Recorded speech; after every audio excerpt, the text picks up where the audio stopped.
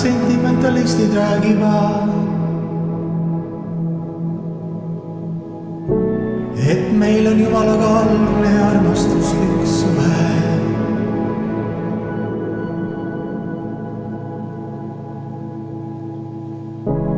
Ja paljud spiritualistid väidavad,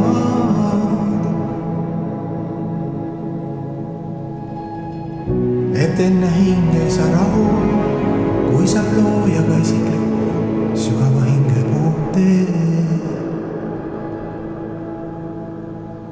See kõik on nii tore ja samas käsitlematult kauge unistuste tipp. Aga kui lõpuks maa istuda ja vaadata seda ajutist maailma ning korralikult peksa saanud iseennast, siis ega rohkem alternatiivseid lohutusi polegi.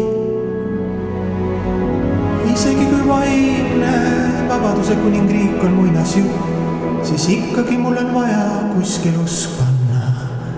Ja kindlasti ma ei usu enam selle materiaalse dimensiooni õnne legendi.